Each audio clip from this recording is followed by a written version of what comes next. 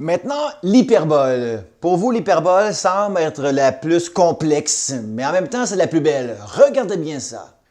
Ouh, voici une hyperbole. Donc, voici l'hyperbole que j'ai construite pour vous. Je sais, vous l'avez vu en classe, mais c'est pas que moi, je vais le montrer au monde entier. Donc, voici l'hyperbole. Bien sûr, la branche de l'ouest ainsi que la belle ici branche à l'est. Pour construire une hyperbole, nous avons qu'à faire tourner une tige inclinée par rapport à un même axe de rotation. Et vous allez voir que ce qui est fantastique, on pourrait croire qu'en tournant cette tige de métal, qu'elle va bien sûr toucher la planche blanche. Mais non, cette tige va suivre le parcours des deux branches ouest et est de l'hyperbole. Donc, passer à travers, finalement, si on peut dire, la planche blanche. Regardez bien le tout.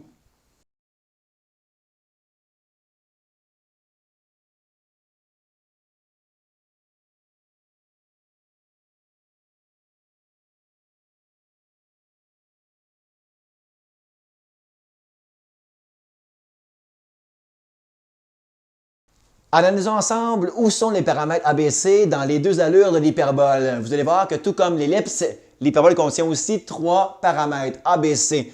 Premièrement, prenons aussi l'hyperbole dans le sens ouverture ouest ainsi que est. La première allure qu'on avait analysée ensemble en classe. Commençons par le paramètre A. A toujours horizontal. Donc ici, mon A, je partirai de mon centre 0, 0, mon hyperbole, et je vais me dégager à l'horizontale pour atteindre mon sommet de la branche de l'est ici. Donc 2A est ma distance toujours entre mes deux sommets, inévitablement. Donc B, pour ce faire, je partirai de mon sommet à ma droite et je vais monter pour atteindre l'asymptote.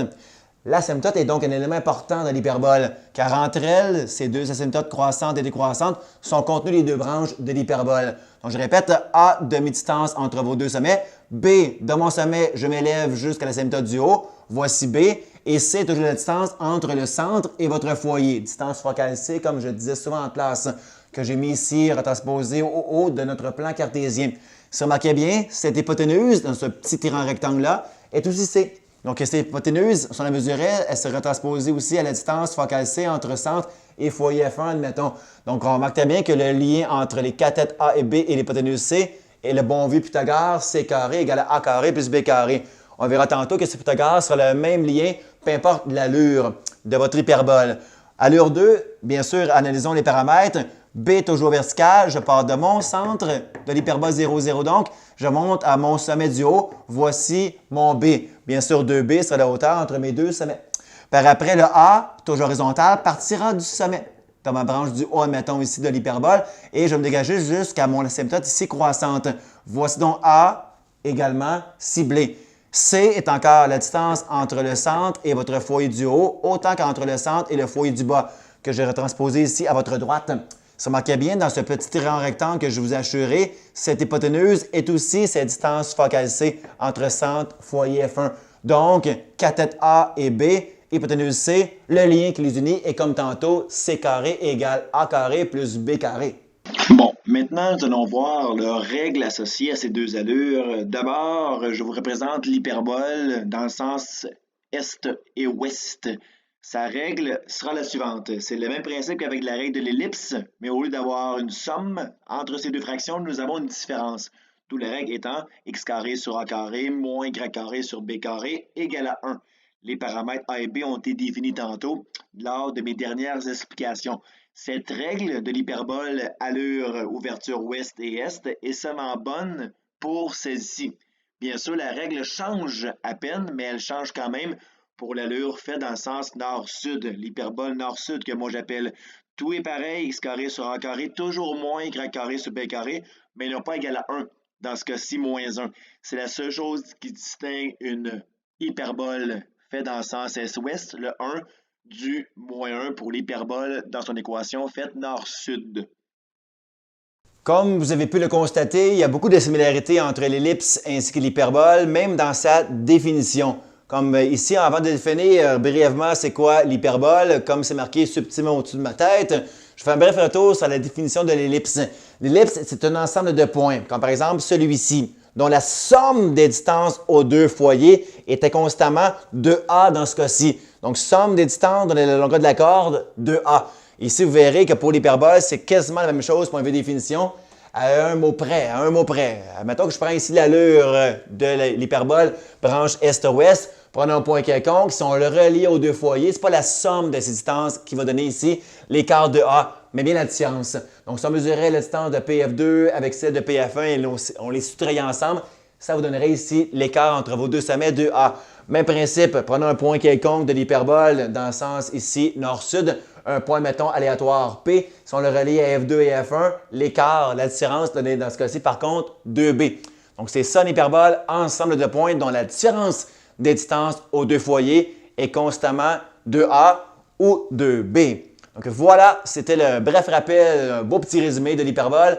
Passons ensemble à la parabole. Passons maintenant au dernier conique, c'est-à-dire la fabuleuse parabole. Voici une parabole. Donc, en secondaire 4, vous l'avez bien sûr analysé bien la parabole, mais sous l'angle plus algébrique. Voyons son aspect plus géométrique ici ensemble. Donc, voici une parabole. Il n'y a pas de parabole sans deux éléments qui la composent.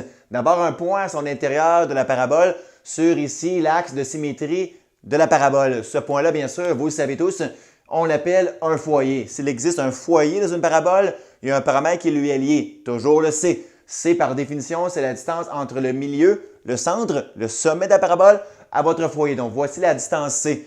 Il n'y a pas de parabole sans son foyer et également envers aussi une droite qui va diriger les points, la formant. Cette droite que j'ai tracée ici en bleu s'appelle la droite directrice.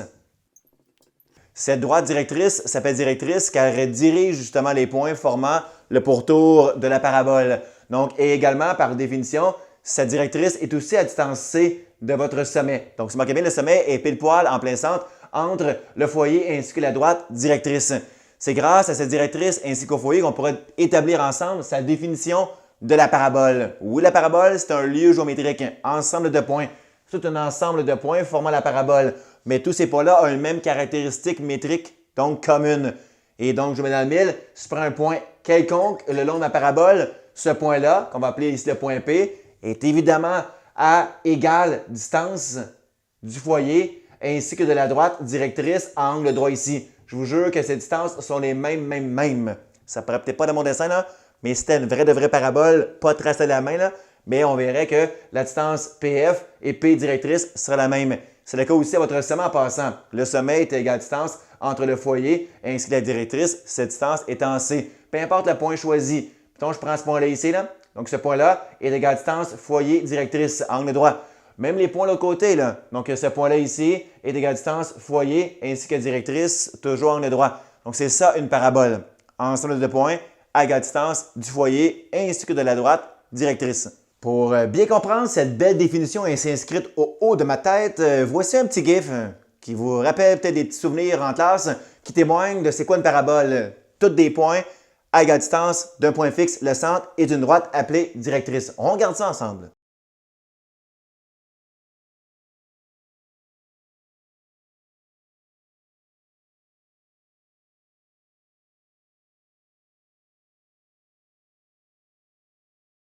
Vous savez, je vais toujours vous démontrer qu'il y a des choses qui nous entourent liées aux mathématiques. Et voici une parabole. Voici une parabole. Évidemment, vous allez me dire, non, c'est un cercle. Il faut comprendre qu'on vous regardez ici la partie incurvée de cette coupole. Donc, la partie incurvée, bien sûr, à l'intérieur, forme une parabole, une antenne donc parabolique. Je mets dans le mille, le capteur qui captait les ondes sonores est situé pile poil au foyer de cette parabole. Donc, voici un bel exemple, parmi tant d'autres, de la parabole. Là, il manque une chose à vous renseigner, c'est-à-dire ce qu'on appelle le latus rectum. Oui, latus rectum qui veut dire en latin, en français, longueur rectiligne. Il mesure le latus rectum, l'ouverture au foyer. Donc, pour ce faire, je vais les tracer ici en couleur bleue. Donc, voici ce qu'on appelle l'ouverture de la parabole au foyer, qu'on appelle ici le latus rectum, que j'ai appelé moi LR pour latus rectum. Et le latus rectum, sa mesure n'est pas une mesure qu'on pourrait dire comme étant variable, c'est une constante. Donc, ici, la mesure de votre segment LR, le latus rectum. Il va mesurer ici, comme vous allez voir, 4C. Et je viens de le prouver dans le temps de dire. Pour prouver qu'il mesure 4C, je vais prendre le point L. Le point L est un point qui appartient bien sûr à la parabole. Comme le point P tantôt appartenait aussi à la parabole. Si le point L est sur la parabole, mais il y a une propriété métrique qui est ici liée à votre définition, c'est-à-dire la distance de L à votre foyer est la même que la distance L à votre directrice angle droit. On voit très bien que la distance L à la directrice, c'est 2C. Donc, si la distance L à la directrice est 2C, mais par définition, de L à votre foyer sera aussi, bien sûr, 2C.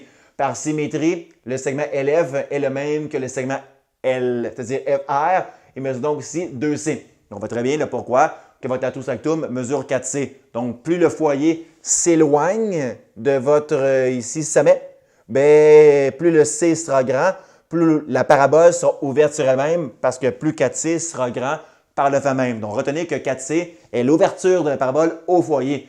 Quand on verra que le 4C est bien sûr imbriqué dans la règle de la parabole. Bien sûr, il n'existe pas qu'une seule parabole, c'est-à-dire une parabole, comme moi j'appelais en classe, parabole ouverture vers le haut, donc sourire. Il existe, comme en secondaire 4, la parabole donc ouverture vers le sud, que moi j'appelais pas sourire, et les paraboles relations. Donc, parabole ouverture vers l'ouest et l'ouverture aussi, la parabole vers l'est.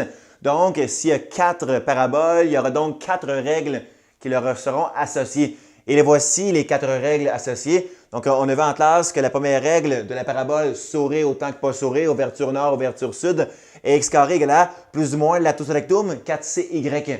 Donc, si le plus désignait bien sûr une ouverture vers les Y positifs, donc vers le nord, et le moins désigne une ouverture donc vers le sud, donc ici, parabole ouverte vers le bas.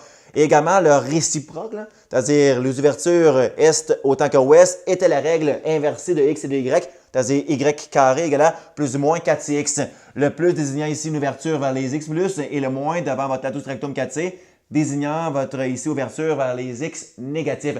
Donc les signes de ici 4c dans vos deux règles marquent l'ouverture des paraboles. Évidemment, ces 4 règles associées aux paraboles, sourire, pas sourire, les souris gauche-droite, bien sûr, ouverture est, ouverture ouest, sont associées des paraboles qui sont centrées à l'origine. Bien sûr, on a vu les paraboles qui étaient pour être décentrées, c'est-à-dire avec un sommet ailleurs qu'en 0, 0. Donc, un sommet situé en HK généralisé ici. Donc, voici les mêmes règles, mais j'ai imbriqué carrément dans ces règles les paramètres H et K, les donc décentrants ici. Donc, voici les règles des paraboles décentrées qu'on a vu aussi en classe. Et je tiens à vous faire remarquer une chose importante dans cette ici dernière règle, que c'est la première fois que K est écrit avant le paramètre H. Donc, faites attention à l'ordre de votre sommet HK. Donc, voici H soustrait X, voici K soustrait Y. Donc, faites attention à l'ordre ici de votre, bien sûr, HK pour votre sommet. Lorsque vous allez analyser plus tard, bien, une règle d'une parabole décentrée dans ce cas-ci. Ah oui, il y a beaucoup de personnes, d'élèves qui m'ont demandé, vous devez terminer votre vidéo par un petit humour, une petite chose humoristique. Et vous savez, je suis un fan d'Arnaud Soli et ses petites mimiques de danse, de mouvements de danse. Et pour vous à la maison, je vais terminer ici mon vidéo par une belle chorégraphie style TikTok. Regardez bien ça, je me suis beaucoup pratiqué en plus. Musique! Now watch me whip. Now watch me nay nay. Okay. Now watch me whip, whip. Watch me nay nay. Yeah, you do. But they know what is what.